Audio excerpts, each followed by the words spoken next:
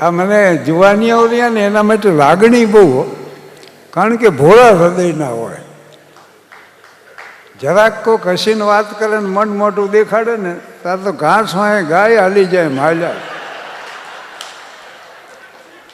કોકના સામાન મંડે ઉપાડવા, કોકના છોકરા મંડે રમાડવા. બોલો, ખિસ્સામાં પૈસા ન હોય ને આઈસ્ક્રીમના ઓર્ડર આપીને બેઠા હોય.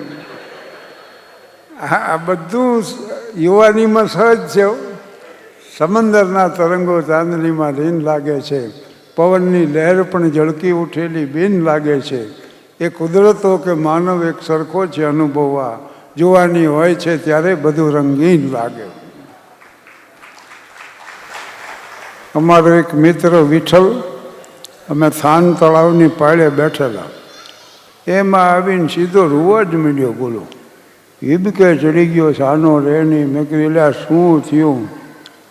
તો કે હું જેટલી કન્યા પસંદ કરું અહીંયા હું કરી આવું છું ને, મારી બા ધડ દઈને ના પાડી.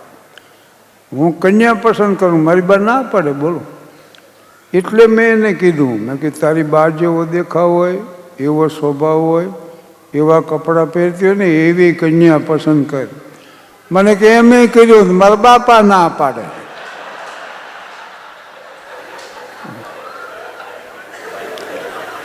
એટલે યુવાનીઓને તો કેટલી જાતની મુશ્કેલી હોય છે. અને લગ્નના કાર્યક્રમો બહુ મેં આપ્યા છે. હું વળી તાજા પરણેલા યુવાનો હોય ને, ઘણા તો એટલા બધા ભાવનાશાળી હોય કે લગ્ન થયા ને 2 મહિના ન થયા હોય ને તો પત્નીને એવું મંડે કહેવા કે પ્રિય, મને બધી ખબર છે, હું તારે માટે લાયક નથી. મેં કીધું આવું કોઈ દી કહેશો નહીં. અરે થોડીક તો સરપ્રાઈઝ એના માટે રહેવા દો. સમજદાર ઘરની દીકરી છે, બધું સમજી જાય છે, તમારે ચોખવટ કરવાની જરૂર નહીં રહે. હું મ્યુનિસિપલ હાઈસ્કૂલ થાનગઢમાં હેડમાસ્ટર થયો ને પછી મેં લગ્ન કર્યા. તે કન્યા જોવા તો જવું પડે. હું ગયો હતો તે દી, હું તો આવડો ને આવડો. ત્યાં અમે ગયા તો ચા પાણી નાસ્તો બધું આવ્યું ને એવડાઈ મીડિયા પ્રશ્નો પૂછવાનું. હું એટલા બધા સારા જવાબ મીડિયા દેવું. મને એમ કે ઘર બંધાયો, મારો કોઈ બદ ઈરાદો નહીં, પણ વળી બધી વાત સાંભળી લીધા પછી એવડાઈ મને કે વડીલ વાત તમારી મુદ્દાની, પણ હવે મૃત્યુ જોયા પછી ખબર પડે. ત્યારે મને ખબર પડી કે આ મને વડીલ સમજે છે. એટલે ગામે ગામ જુવાનોને આ વાતો એટલા માટે હું કહું છું કે ભાઈ પસંદગીના ધોરણ બહુ ઊંચા ન રાખો. આપણી લાયકાત હારે હારે જોતું રહેવું. નકર ઘણી વાર એસટી સ્ટેશન પહોંચો ને લક્ઝરી બધી ઉપડી જાય, હાદી હોત વહી જાય, અને પછી પસ્તાવાનો પાર ન રહે ને એવું ન કરવું એમ. અને આ બધાના અનુભવ છે. પરિણ્યા પછીના શરૂઆતના દિવસો હોય ને એ ઉત્તમમાં ઉત્તમ દિવસ, સુખીમાં સુખી દિવસો હોય તો શરૂઆતના દિવસો. એ બે માણા ખુશખુશાલ હોય ને, ઓલા સૂટ બૂટ સીવડાવ્યા હોય ને, ટાઈ બાઈ આ લગાડી હોય ને, ઓલા હાથગણાના પૈસા આવ્યા હોય ને, ભેટ સોગાદું આવી હોય ને, 2 જણા વળી આમ માર્કેટમાં વૈયા જાય ખરીદી કરવા. પત્ની ભૂલથી કોઈ સાડીની ડિઝાઇન વખાણે, કોઈનો કલર વખાણે, ત્યાં તો 2 ખરીદીને સાંજે ઘરે આવી ગઈ. બોલો. અને પત્ની એમ કે ને કે આ નેકલેસ મને ગમ્યું, પ્રોવિડન્ટ ફંડમાંથી પૈસા ઉપાડે. શરૂઆતની વાત છે ભાઈ. અને એમાંય એમ જો પત્ની બોલી જાય કે અહીં કેટલી બધી ગરમી થાય છે, ત્યાં તો અડી કાઢીને માઉન્ટ આબુની ટિકિટ લઈ આવે. પ્રિય, આપણે કાલે આબુ જવાનું છે, અહીં કેટલી બધી ગરમી થાય, લોકો કઈ રીતે જીવે છે એ જો તો સમજતો નથી. એટલે આપણી પેઢીઓ હોઈ ગઈ સુરતની ગરમી કઈ કઈ, અને તું 2 દીમાં ભૂલી ગયો.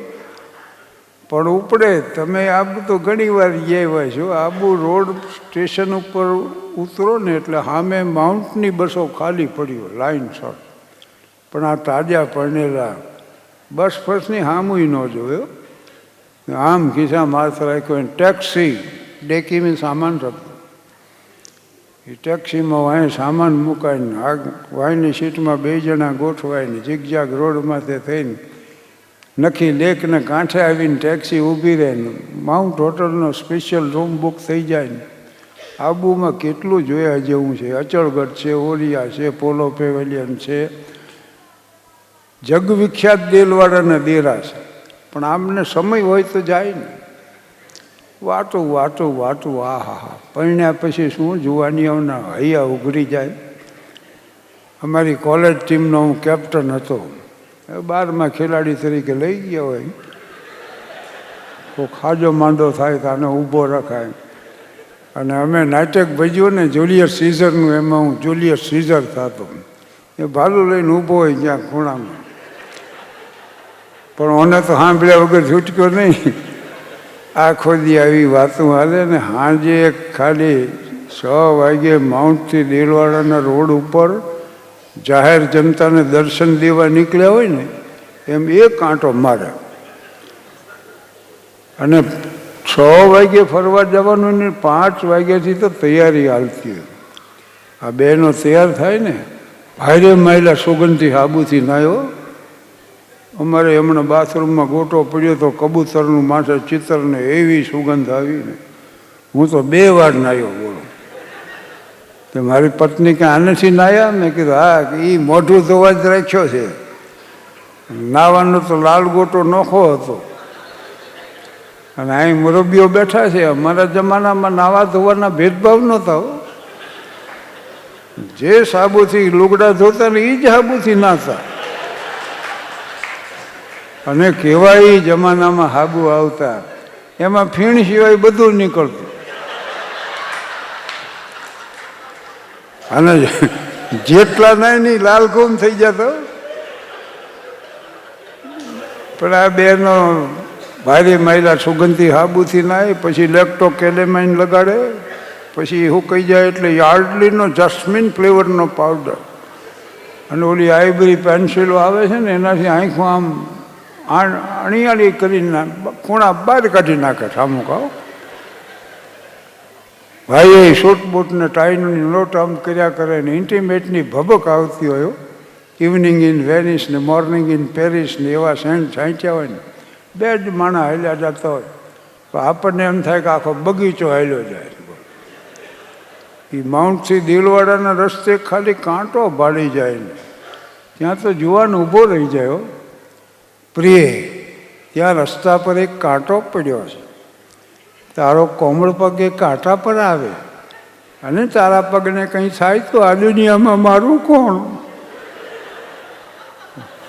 ગળગળો થઈ જાય ને આંખમાં જડજડી હૈલ્યા ભાઈ તમે આવી છો ને કાંટો અહીંયા છે, પણ તું અહીં ઊભી રહી છે એમ કરીને કાંટો 1 કિલોમીટર છેટો નાખ્યો હોય. બોલ આ ના પતિ પત્ની એક 5 વર્ષનો વાણા વાઈ જાય અને પત્ની એવું કહે કે આ વર્ષે આપણે આબુ જઈશું. આવડું વરસકું ભરે. શું છે આબુ? કાંઈ ગરમી નથી થતી તે આપણને એકને થાય છે. બાજતા બાજતા ગાડીમાં બે ને આબુ રોડ ને પાછો આબુ માઉન્ટ ને પાછો એ દેલવાડાનો રસ્તો. વળી કાંટો ભાડે ત્યારે શું કે જોયા કાંટો પડ્યો છે, જરાક આમથી હાલજે, તને હાલવાનું ભાન નથી. 5 વર્ષમાં આટલો ફેર પડે ને એમાંય 12 વર્ષ વીતી જાય પછી તો આબુ જવું છે નથી જવું. બાજતા બાજતા ગાડીમાં બે ઓલા બેડિંગ ને બિસ્તરા પાતાના ડબ્બાને એવું નાખ્યું હોય ને એમ આને નાખ્યો હોય ભેગો, કારણ કે બિલ બધા એને ચૂકવવાનું. અને જે કપલ પહેલી વાર ટેક્સીમાં ગયો હોય, 3જી વાર બસની લાઈનમાં ઊભો હોય, પાતાના ડબ્બા રહી ગયા હોય, અને પહેલી વાર માઉન્ટ હોટલમાં ઉતર્યા હોય, 3જી વાર દેલવાડા જૈન દિગંબર ધર્મશાળાના એટલા રૂમમાં રહો. અને યાર રાંધે હો બિલ ઓછા આવે ને એ હાટું ત્યાં લુગડા ધોવે ને 12 વર્ષ તો પછી પાટલું નહીં છે ને આમ તંબુરાને ગલેફ જેવા થઈ, કોટના ખંભા અહીંથી ઢળી ગયા હોય ને ઢસાક ઢસાક બે હાલ્યા જતા હોય. એમાં કાંટો પડે એટલું ઓલો શું કે જો અહીંયા કાંટો પડ્યો તને હાલવાનું ભાન નથી, મને ખબર છે તું માથે પગ મૂકીશ અને તારા પગને કંઈ થાય ને તો તું અહીં રોકાજે, મારે રજા નથી, આ તને કહી દીધું. આટલી પ્રસ્તાવના પછી કહેવાનું મારે એટલું જ છે કે પતિ પત્ની વચ્ચે પ્રસન્ન દાંપત્ય આખી જિંદગી જળવાઈ રહેવું છે.